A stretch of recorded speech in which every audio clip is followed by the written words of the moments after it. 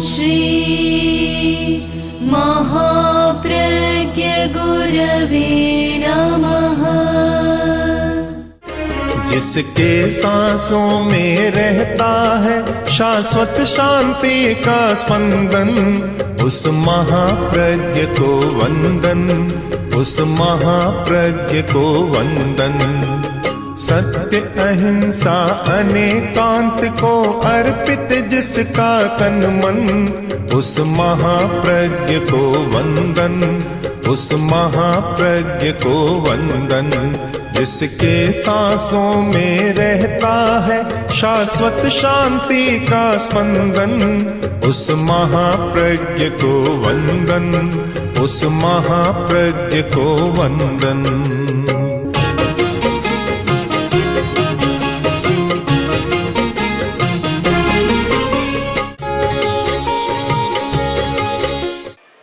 मैं आज जीवन शैली पर आपका ध्यान आकृष्ट करना चाहता हूं। जीवन शैली पर बहुत निर्भर है। एक आदमी सुख का जीवन जीता है और एक आदमी दुख का जीवन जीता है। कारण में भेद नहीं है। समान संपत्ति है, अच्छी संपत्ति दोनों के पास, परिवार है, सब कुछ है, पर जीवन शैली एकांगी बनती है तो आदमी दुखी बन जाता है, और जीवन शैली अनेकांत की रहती है तो आदमी दुखी नहीं बनता। दूसरी बात, जिसकी जीवन शैली अनेकांत की होती है वह दीर्घकालीन चिंतन करता है, और जिसकी जीवन शैली एकांगी होती है वह केवल वर्तमान को देखता है, वर्तमान पर चिंतन करता है। समझदारी की बात यह है कि हम जीवन शैली को अनेकांत के दृष्टिकोण पर आधारित करें और हमारा चिंतन दीर्घकालिक हो, केवल वर्तमान परक न हो।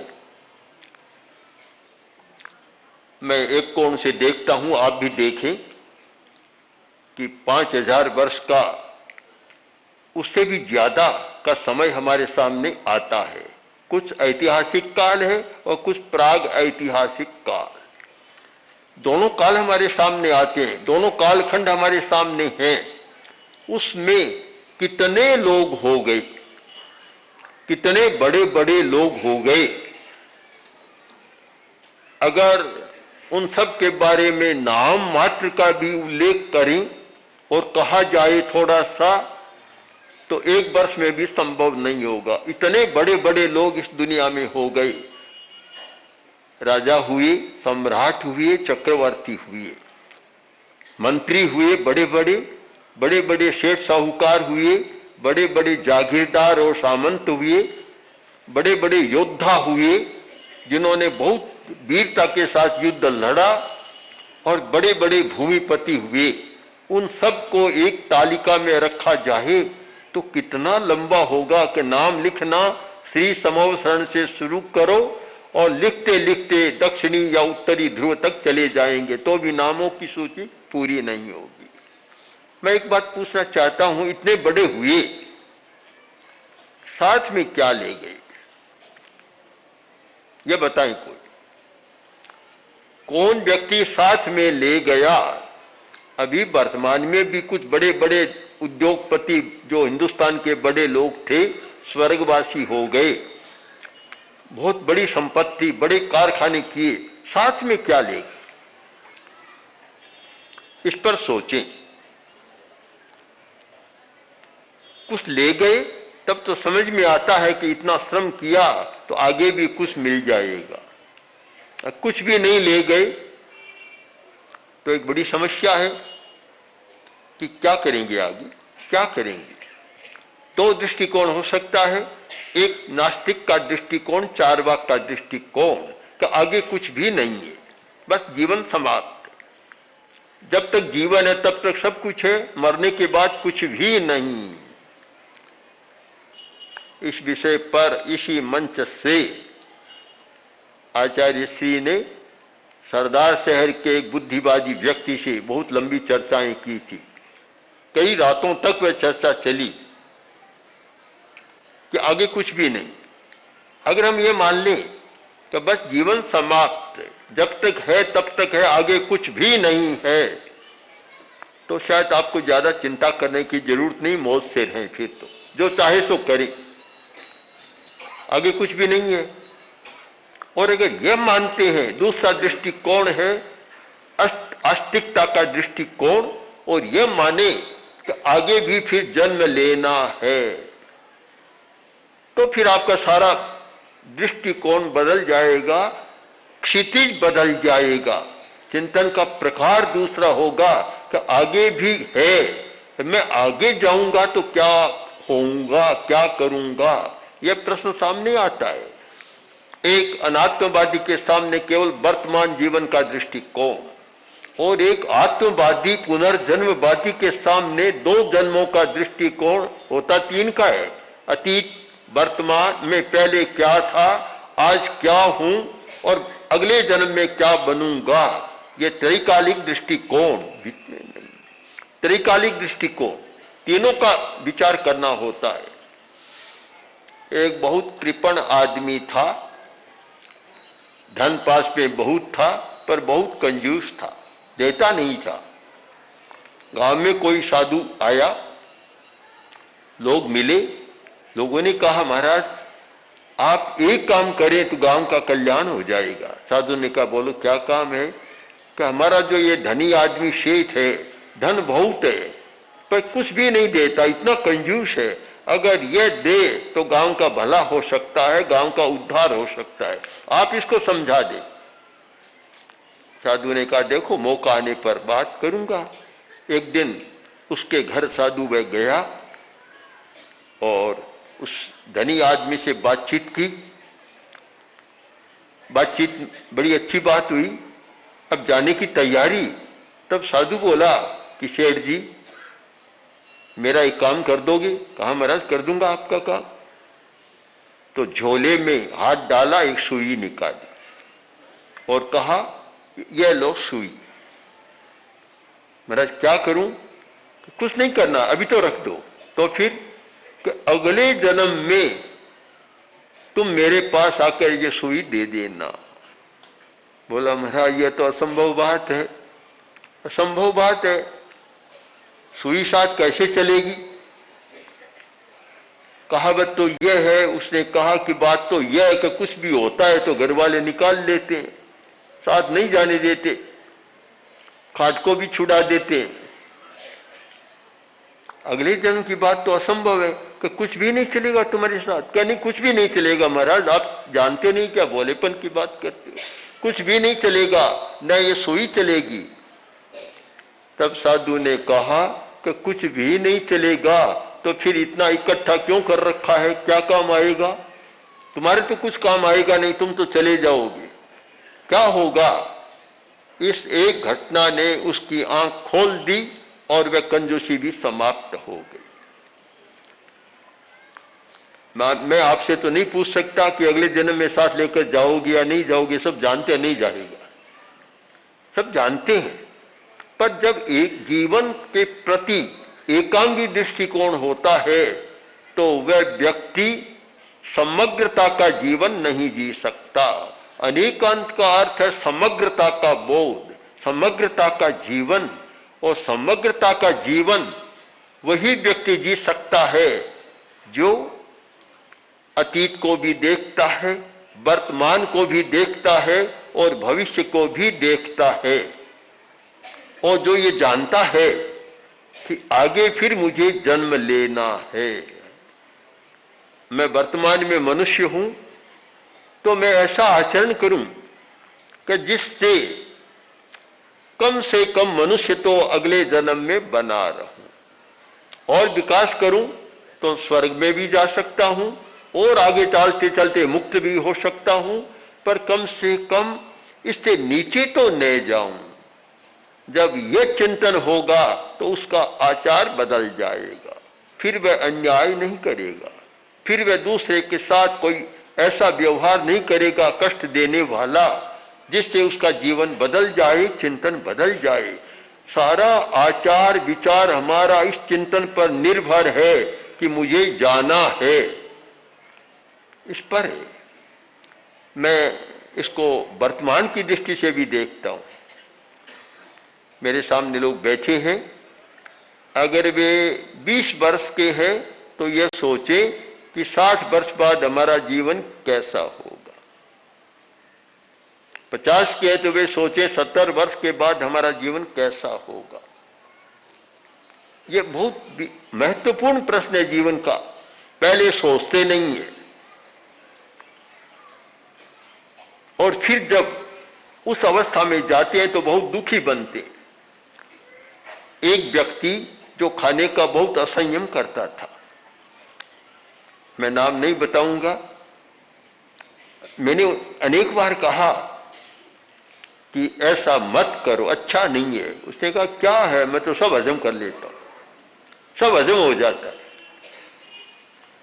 बहुत बार कहा, नहीं माना, बार बार ये कहता रहा कि मैं सब हजम कर लेता हूं। पर एक दिन ऐसा आया कि दाल रोटी भी हजम होना मुश्किल हो गया। मैंने कहा बोलो क्या बात है? कि पहले ध्यान नहीं दिया। ध्यान देता तो कम से कम रोटी तो खा सकता था 70 वर्ष में भी, वह भी मुश्किल हो गई है। बहुत लोग ध्यान नहीं देते। हर आदमी को सोचना ये चाहिए कि आज वह 30 का है, 40 का है, 50 का है, तो सोचना चाहिए कि 60, 70, 80 का होऊंगा तब मेरी क्या स्थिति रहेगी, मेरा शरीर कैसा रहेगा। आज जो परिवार के लोग मुझे सहयोग कर रहे हैं वे कैसा करेंगे, मेरे घुटनों का क्या होगा। बहुत लोग आ नहीं पा रहे हैं। आते हैं, कल मैंने देखा कुछ लोग आए, बड़ी मुश्किल से चल रहे हैं। कारण कि पहले ध्यान नहीं दिया। अगर प्रारंभ से जब 30-40 वर्ष के हैं तब से शरीर के एक एक अवयव पर ध्यान देते तो वे अवयव भी अच्छे रहते। पहले तो उनकी उपेक्षा करो, उन पर ध्यान ही मत दो। पहले किडनी पर ध्यान मत दो, हार्ट पर ध्यान मत दो। और फिर जब खराब हो तब हमारे पास आते हैं कि किडनी खराब हो गई, कोई मंत्र बताएं। अब क्या मंत्र बताएं? पहले पूछते तो हम बता देते, अभी बता सकते हैं, पर पहले पूछते तो अच्छा होता। तो इतना तो नमक खा लेते, इतना कि बेचारी किडनी भी आखिर करे क्या, गुर्दा आखिर करे क्या, इतना खा लेते हैं। जब डॉक्टर तो कहते हैं कि शरीर के लिए 1-2 ग्राम नमक काफी है, 2-3, 4 काफी है, पर एक समोसा, एक कचौड़ी, एक पकौड़ा खाते हैं तो एक थोड़ा ही खाते हैं, शायद पता नहीं कितने खा जाते हैं। फिर नमक ही नमक, हर चीज में नमक। आजकल नमकीन ज्यादा चलता है तो हार्ट पर भी असर होता है, किडनी पर भी होता है, ब्लड प्रेशर भी हाई हो जाता है और फिर चक्कर में लगते हैं। पहले से हम ध्यान दें कि मुझे 60, 70, 80, 90 या 100 वर्ष तक जीना है, तो शरीर के हर अवयव को सांस लेकर जीना है, राजी रखना है, उन्हें नाराज नहीं करना है। वे नाराज हो जाएंगे तो वे सताने लग जाएंगे, और सताने लगते हैं। बहुत लोगों को मैंने देखा, बड़ी स्थिति है। मैंने आज 1-2 भाई को देखा, मैंने मास्टर से कहा कि कभी इनके साथ मैं भी खेलता था। जब यहाँ सरदार सैन में ननिहाल में रहता तो उस समय साथ में खेलने वाले बचावत परिवार के वे, आज उनको देखता हूँ। मैंने पूछा कैसे, तो लोगों ने कहा सुनाई नहीं दे रहा है ठीक से, लिखने लगा भाई। कारण क्या? कारण क्या है कि हमारी जीवन शैली अनेकांत की नहीं है, इसलिए जल्दी बूढ़े हो जाते हैं। आप बूढ़ा होने का अर्थ वर्षों से न लगाएं, शक्ति से लगाएं। कि अगर शक्ति क्षीण हो गई है तो 50 वर्ष का, 40 वर्ष का भी बूढ़ा हो जाता है। और हमारी ऊर्जा शक्ति अगर सुरक्षित है तो 100 वर्ष का भी बूढ़ा नहीं होता। हम कैसे अपनी ऊर्जा को नष्ट करते हैं और कैसे हमारे शरीर के अवयवों के साथ अन्याय करते हैं। अगर इस पर ध्यान दें अनेकांत की दृष्टि से तो आपकी जीवन शैली बदल जाएगी। बहुत आवश्यक है जीवन शैली को बदलना। धर्म की बहुत बातें करते हैं, बहुत लंबी चौड़ी बातें करते हैं और ऐसा मानते हैं कि जैसे धर्म तो बस हमने ही पकड़ा है, ऐसी बातें करते हैं। उनको भी मैं देखता हूं कि वे जीना भी नहीं जानते। धर्म की बहुत बड़ी बात करें, जीना भी नहीं जानते, न कोई जीवन शैली का उनको बोध है। थोड़े से ज्ञान को इतना मानकर और अपने आप को धार्मिक स्थापित करते हैं, जीने का ज्ञान भी नहीं उनको। हमारी जीवन शैली, धर्म की जीवन शैली, इसका मतलब अनेकांत की जीवन शैली। हम विचार करें। मैंने एक बार समणियां बैठी थी बहुत सारी, उनसे प्रश्न पूछा कि आज तो तुम छोटी अवस्था की हो, कल्पना करो कि 80 वर्ष की होगी तब तुम्हारी क्या स्थिति रहेगी, तब तुम्हारा पैर कैसे रहेगा, तुम्हारा घुटना कैसे रहेगा, तुम्हारा लीवर कैसे रहेगा, तुम्हारा पाचन तंत्र कैसे रहेगा, हार्ट कैसे रहेगा, फेफड़ा कैसे रहेगा और तुम्हारा दिमाग कैसे रहेगा। उस पर विचार करो। जब हम इन पर विचार नहीं करते हैं, जब तक शक्ति है तब तक वो विचार नहीं करते और शक्ति को खर्च करते चले जाते हैं, और जब शक्ति कम होती है तब सारा चिंतन होता है कि ये हो गया वह हो गया। अरे कितना अच्छा होता, पहले भी थोड़ा सोच लेते, सुरक्षित रखते अपनी शक्ति को, अपने अवयवों पर ध्यान देते, उनकी उपेक्षा नहीं करते, पर पहले नहीं दिया जाता। ये अनेकांत की दृष्टिकोण से दूर जाने का परिणाम है। अगर हमारी जीवन दृष्टि अनेकांत की हो तो हम अगली बात सोचेंगे। मैं बहुत सूक्ष्म बात नहीं कह रहा हूं, सूक्ष्म बात तो यह है कि अगले दिन की बात सोचें कि कल मुझे कैसा होना है, कल मुझे कैसा रहना है, कल मुझे कैसा जीना है। पर यह तो बहुत सूक्ष्म बात है। कोई साधक है, योगी है या बड़ा सावधान है, जागरूक व्यक्ति है, वही कर सकता है। इतनी छोटी बात मैं नहीं बता रहा हूं सबके लिए, कम से कम इतना तो बता सकता हूं कि 10 वर्ष बाद आपको कैसे जीना है, इस पर विचार करें। अगर 40 के हैं तो 50 वर्ष के बाद आपका जीवन कैसा होगा, संबंध भी कैसा होगा। सब लोग जानते हैं कि एक व्यक्ति 60 का है, 70 का है, ठीक शक्तियां काम कर रही है तो सब में आदरणीय है। जैसे ही पार गया, शक्तियां कम हुई, आदर में भी फर्क पड़ जाएगा, दृष्टिकोण बदल जाएगा। यह निश्चित होता है, सब स्वार्थ पर चलता है। हम इसको जुटलाने का प्रयत्न न करें।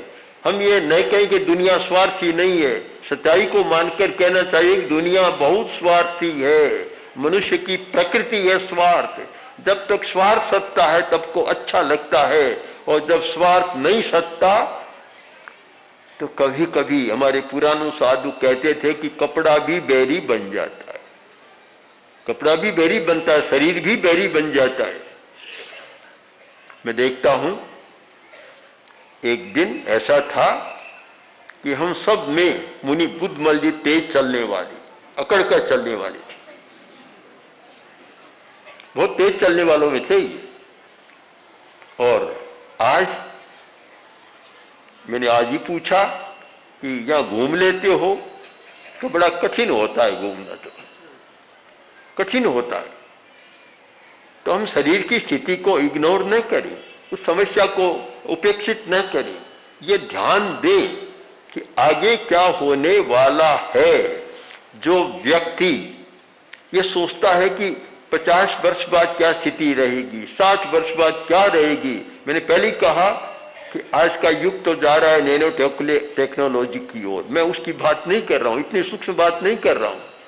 मैं तो एक स्थूल बात कर रहा हूं अनेकांत की दृष्टि से। उस पर विचार करें कि मेरा अगला समय कैसा होगा। हमारे पुराने साधु साधियां कहते थे कि आगे जीवन है, पीछे मौत खड़ी है, साथ साथ चल रहे हैं। मौत कोई अलग से नहीं आती, जीवन और मौत दोनों साथ चलते हैं। एक राई पाई कहते हैं, उतना 1 इंच का भी अंतर नहीं है, दोनों साथ चलते हैं। एक बच्चे ने जन्म लिया, क्या कहेंगे? जब 1 वर्ष का हुआ, लोग भाषा में कहेंगे ये 1 वर्ष का हो गया। पीछे खड़े वाला क्या कहेगा?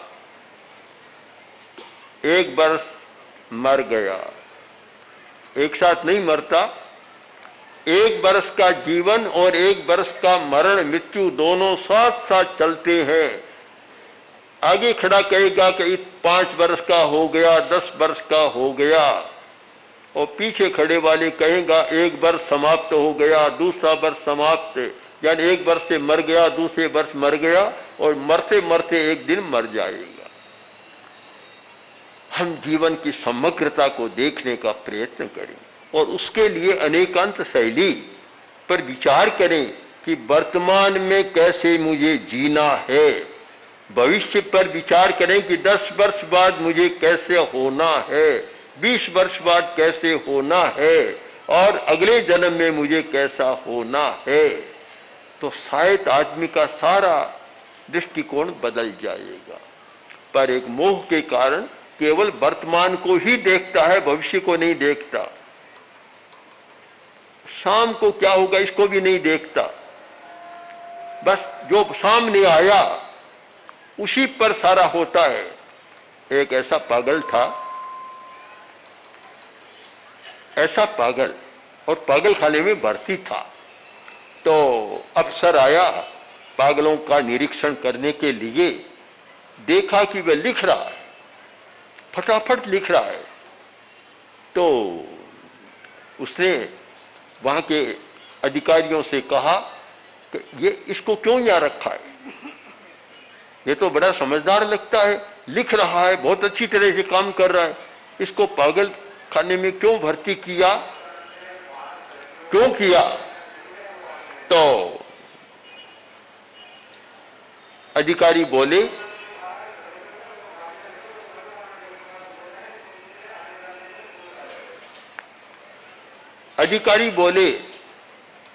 कि साहब हमने अकारण भर्ती नहीं किया, पागल है, पागल है। अधिकारियों ने संकेत किया कि आओ आओ और साथ चलो। आगे अफसर, पीछे वह पागल चल रहा है, जो अधिकारी बहुत समझदार है। तो वहां जो पागल खाने के कर्मचारी थे, पीछे से एक मुक्का जड़ा, तो उसने अफसर पर मुक्का जड़ दिया। अरे ये क्या हुआ साहब? यही तो इसका पागलपन है और कुछ नहीं। समझदार है, बातें अच्छी करता है, अच्छा लिखता है, अच्छी कविताएं बनाते हैं, सब है, पर इसके पागलपन इतना है कि इसको कोई मुक्का मारो, पीछे नहीं देखता, आगे चलता उसके मुक्का जड़ देता है। इतना ही पागलपन है। हम भी ऐसा न करें कि जो सामने है उसे मुक्का मारते चले जाए। पीछे देखने का प्रयत्न करें कि मुक्का किसने जड़ा है, किसने मारा है। अगर हम पीछे को देखें, वर्तमान को देखें और आगे को भी देखें, ये त्रैकालिक हमारी जीवन शैली, जो अनेकांत की जीवन शैली है, उस पर विचार करें तो हमारा चिंतन बदलेगा, दृष्टिकोण बदलेगा, जीवन को समझने का मौका मिलेगा और आदमी किसी एक बात पर नहीं रहेगा। मैं तो ये नहीं मानता कोरा धर्म ही धर्म कोरा कर कैसे करेगा। जीवन चलाना है तो उसे रोटी कमानी पड़ेगी।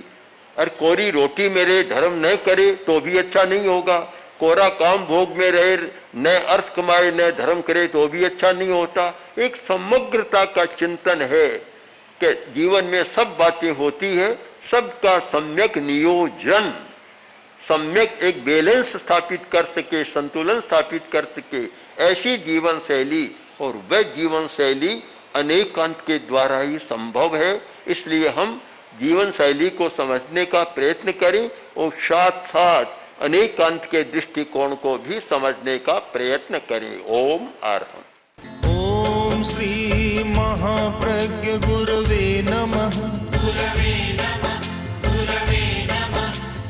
ओम श्री महाप्रज्ञ गुरवे नमः।